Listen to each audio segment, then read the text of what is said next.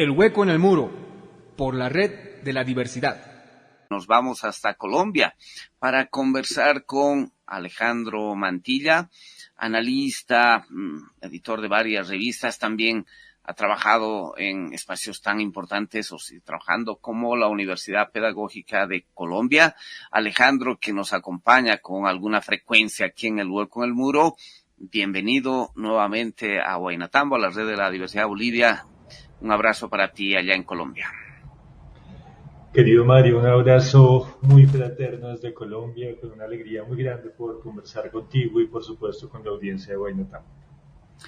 Alejandro, cuéntanos así brevemente un marco general del panorama en Colombia, sacudidos con varias noticias constantes de lo que está sucediendo en el país, en el escenario político, en un panorama que aproxima elecciones, que está sucediendo en el pacto histórico, el partido de gobierno, las tensiones internas, las candidaturas que han aparecido, qué acontece con esta suerte de reimpulso al señor Uribe, Álvaro Uribe, en términos políticos, qué pasa en esa recomposición de las fuerzas más conservadoras. Danos un poquito el panorama de Colombia, Alejandro.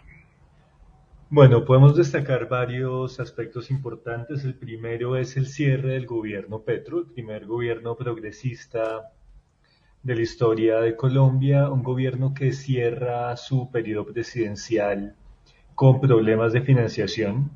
Hoy el gobierno tiene un problema muy serio de presupuesto, lo que lo llevaría a la muy difícil situación de llegar al cierre del mandato sin tener recursos para gastar.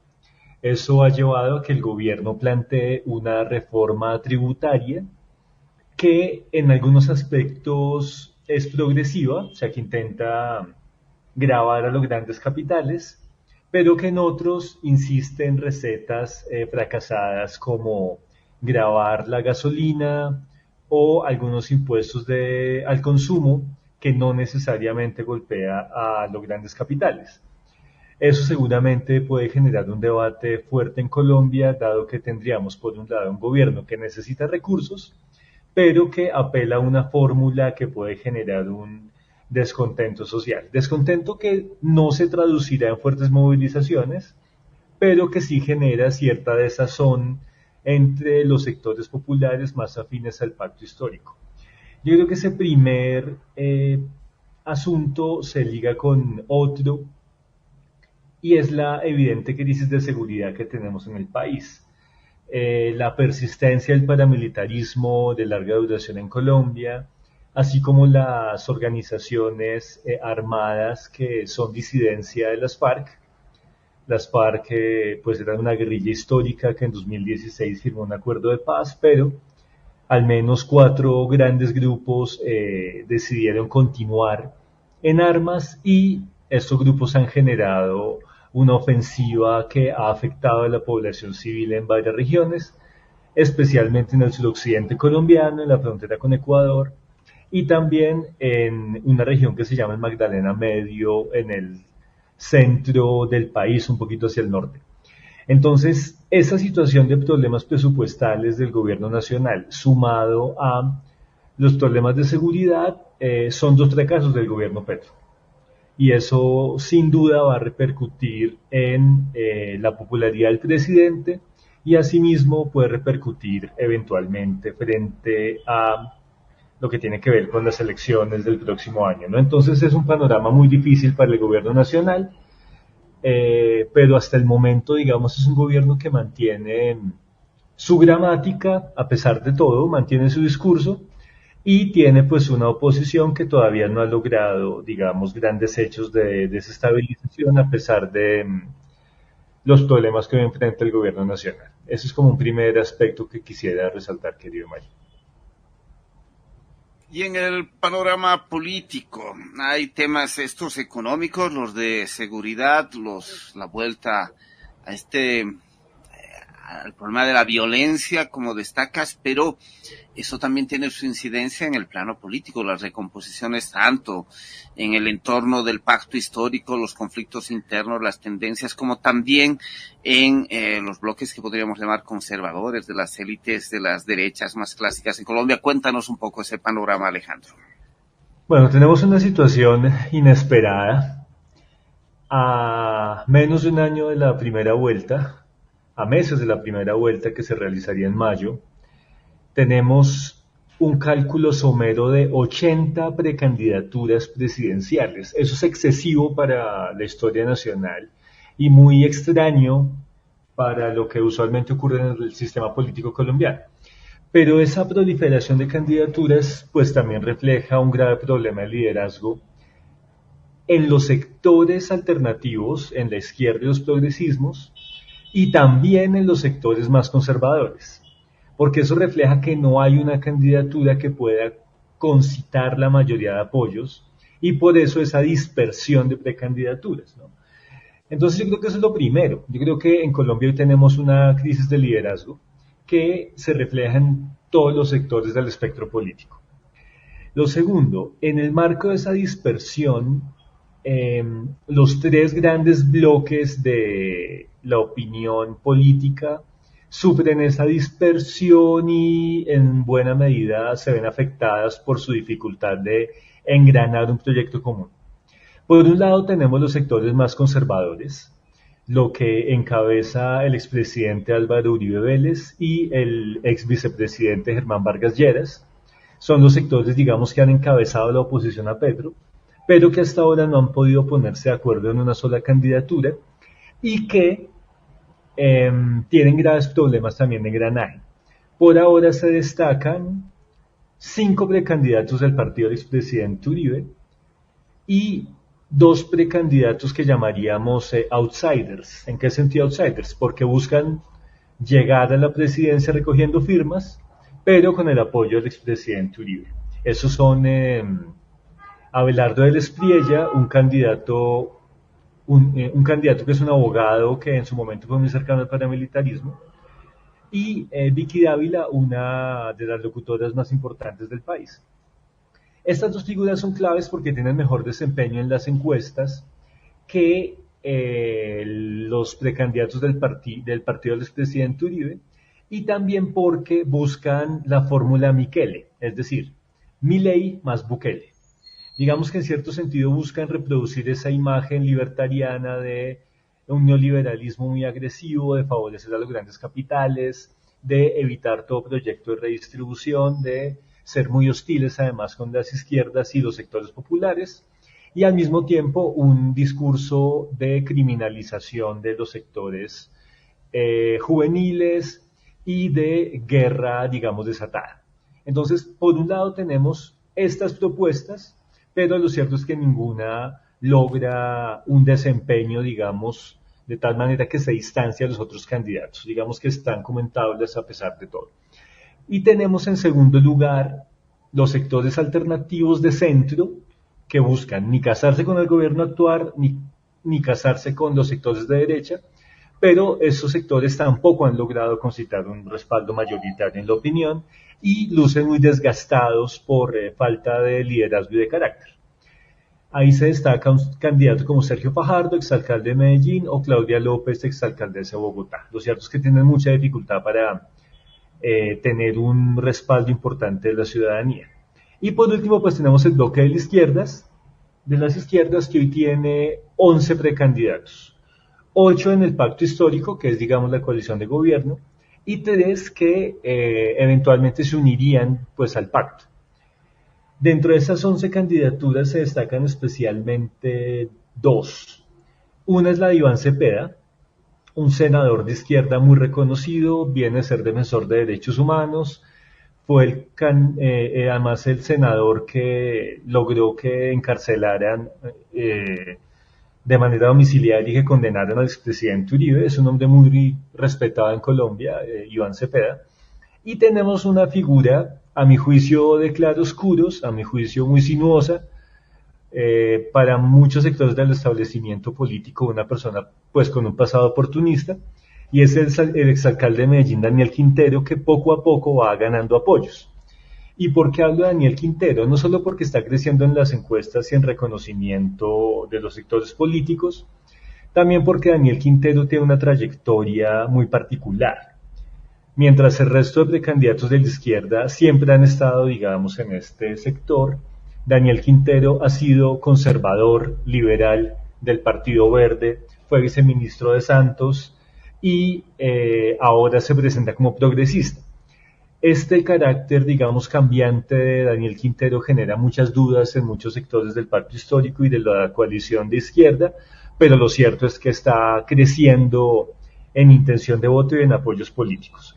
Entonces, como vemos, es un panorama aún incierto, con mucha fragmentación y donde el panorama, digamos, aún está muy abierto a unos meses de las elecciones del próximo año.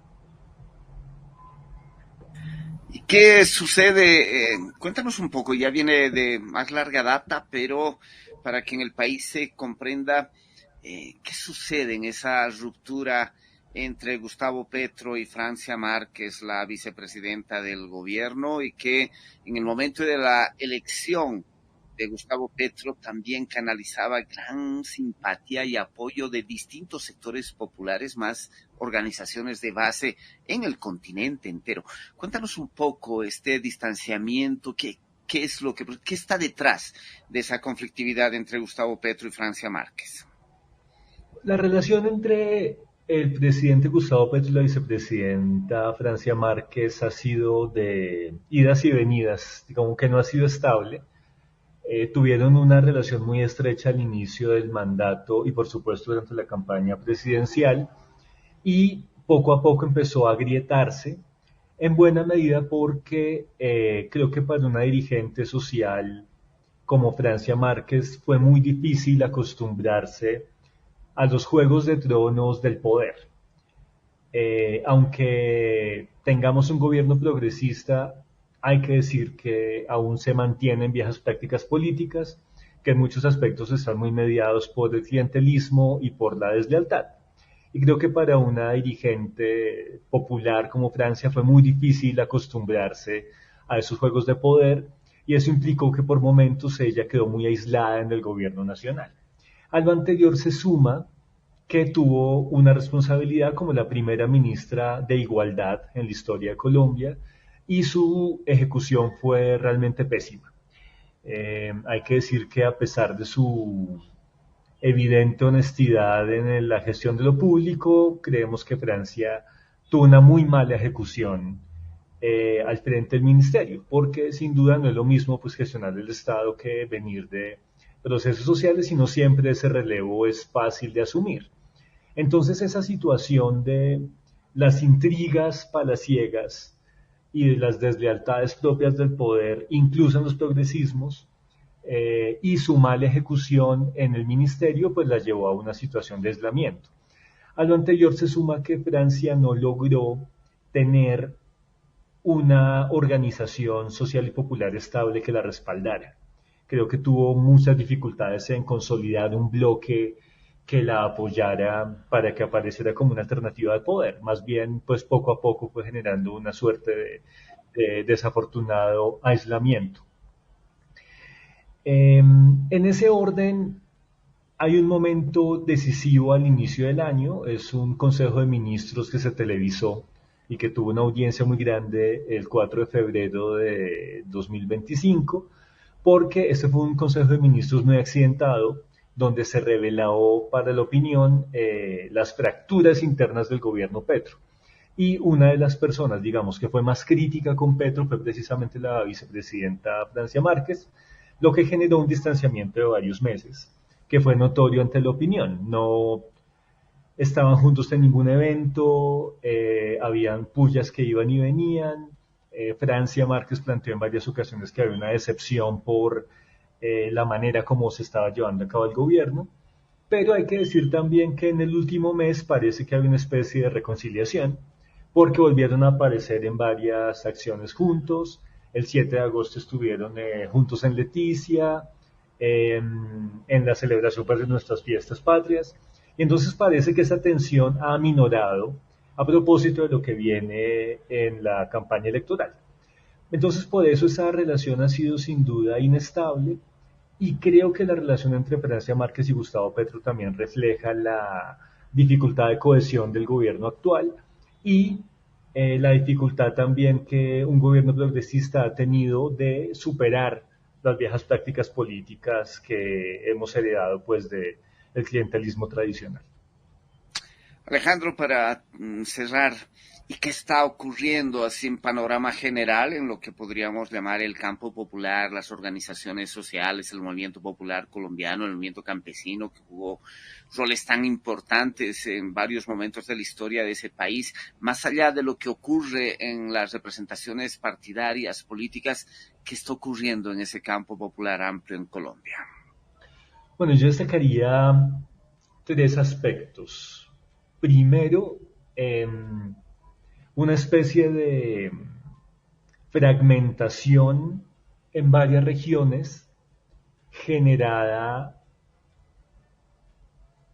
por no la frustración de expectativas, sino más bien la mala administración de las expectativas frente al gobierno actual. Creo que se esperaba mucho de los sectores populares frente al actual gobierno y eso ha generado cierto agotamiento, cierta gestión emocional de un gobierno que no ha cumplido todas las pretensiones que tenía hace 3 años, ¿no? Y eso se nota en muchos sectores sociales. Pero al mismo tiempo yo diría que esa es una frustración condicionada porque a diferencia de otros progresismos en América Latina, en Colombia no hemos tenido movilizaciones contra el gobierno. Me explico. En Colombia, en términos de número de movilizaciones, mantenemos el número de movilizaciones que teníamos antes. Eso no ha bajado. Pero curiosamente, cuando tú miras la gramática de la mayoría de movilizaciones, tú tienes movilizaciones que apoyan al gobierno, pero que se movilizan para exigirle al gobierno que cumpla. Y muchas veces tenemos movilizaciones que tienen un relato en clave de respaldamos a Petro, incluso respaldamos a Francia Márquez, pero necesitamos que el gobierno avance en la ejecución del programa. Esto refleja una paradoja interesante, porque los movimientos sociales creo que siguen alineados con la idea de un gobierno progresista que incluso se mantenga para el siguiente periodo, pero que además mantienen su capacidad de movilización, mantienen su capacidad de reclamo, pero digamos que es un distanciamiento que no es, digamos, de oposición, sino más bien como de reclamo al actual gobierno. Sin embargo, tenemos un segundo rasgo y es que esa fragmentación condicionada también muestra, creo, un problema del actual gobierno y es que no se han generado dinámicas de unidad del movimiento popular. Como que el movimiento popular sigue manteniendo sus canales sectoriales o de diferencias políticas. Y creo que el gobierno en muchos aspectos no logró generar un nuevo mito fundacional de unidad de los sectores populares. Y lo tercero es que en algunas regiones, y esto es particularmente triste, la guerra ha generado nuevas fracturas en los movimientos sociales, porque hoy es más difícil en muchas regiones del país generar alternativas comunitarias ante comunidades amenazadas por la guerra, en particular amenazadas por las disidencias de las FARC y por el paramilitarismo tradicional. Y creo que esos tres rasgos enmarcan mucho de lo que estamos viendo, ¿no? Un movimiento que aún puede tener una gran capacidad de acción colectiva, de movilización, que no rechace el plan al gobierno, pero que sí le exige, digamos, que cumpla su programa, pero con una gran dificultad de generar una unidad discursiva y un proyecto común más allá de las diferencias tradicionales. Yo creo que entonces el movimiento social va a seguir buscando la permanencia de un gobierno progresista, pero manteniendo aún así un esquema emocional de cierta decepción frente a lo que ha sido el gobierno actual y el incumplimiento de buena parte de las expectativas que tenía frente al inicio pues, de la actual administración. Alejandro Mantilla desde Colombia, gracias siempre por este panorama dicho en pocos minutos, pero que nos pinta de una manera notable lo que está sucediendo en Colombia, aquí en seguiremos acompañando en su proceso en ese país hermano. Alejandro, para despedirte, si quieres agregar algo más, y otra vez agradecidos desde Huaynatambo, la Red de la Diversidad, desde el Hueco en el Muro contigo. No, mi abrazo para Huaynatambo y por supuesto toda mi admiración. También creo que la coyuntura en América Latina es bien difícil y creemos también que tenemos que persistir desde los movimientos sociales y los esfuerzos críticos para seguir tejiendo más allá del Estado y muchas veces en clave de alternativas al propio Estado, ¿no? Y creo que ese es el principal reto y sin duda las organizaciones bolivianas ahí nos han enseñado mucho. Entonces, muchas gracias por la invitación y también por el hermanamiento. Un abrazo muy fraterno y con mucho cariño. El Hueco en el Muro, por la Red de la Diversidad.